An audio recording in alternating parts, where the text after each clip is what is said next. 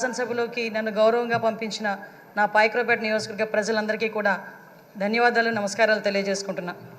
7 సార్లు ఎమ్మెల్యే, 5 సార్లు మంత్రి, 1 సారి ఎంపీ, ఇన్నిసార్లు రాజకీయ జీవితం గడిపినా కూడా ఎక్కడా కూడా భూతద్దం పెట్టి ఎతికినా కూడా ఒక మచ్చ కూడా కనిపించక, కేసు పెట్టాలని ప్రయత్నం చేసినా కూడా ఏమీ కనబడక, నిర్భయ యాక్ట్లు పెట్టుకునే స్థాయికి దిగజారిన ఆ గవర్నమెంట్లో కూడా ఎదురుడి నిలబడిన ధీరుడు మా అయ్యన్న పాత్రుడు గారు, మా తాతాజీ గారు.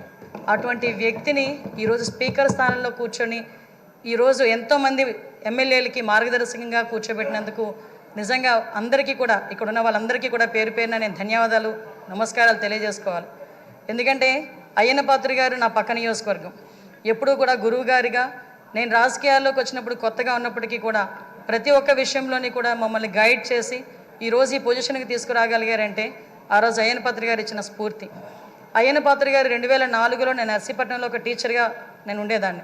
ఎందుకంటే ఈ ఒక్క ముక్క చెప్పాలి, ఎందుకంటే ఈ ఎన్డీఏ గవర్నమెంట్ కానీ తెలుగుదేశం పార్టీ గవర్నమెంట్ కానీ ఒక సామాన్యులను తీసుకొచ్చి శాసనసభలో కూర్చోబెట్టి శాసనాలు తీర్చిదిద్దే విషయంలో ముందు కూర్చోబెడుతున్నారన్న విషయాన్ని తెలియజెప్పడానికి ఒక విషయం చెప్పాలి.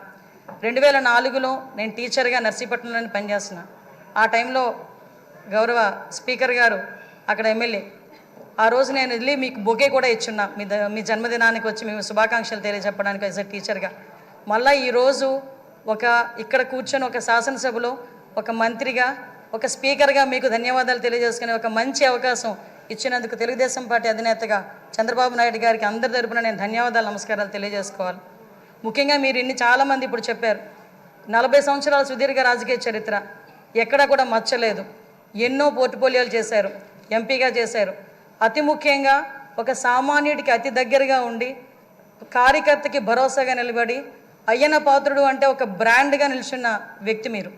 ఇవన్నీ జరగడమే కాకుండా మొన్న 2019 అంటే ఇంతవరకు మనం ఎంతవరకు పనిచేసామనేది ఒక ఎత్తు అయితే 2019 నుంచి 2024 వరకు ఉన్న పీరియడ్ని మనం ఒక బ్లాక్ పీరియడ్ కింద తీసుకోవాలి రాజకీయ చరిత్రలోనే.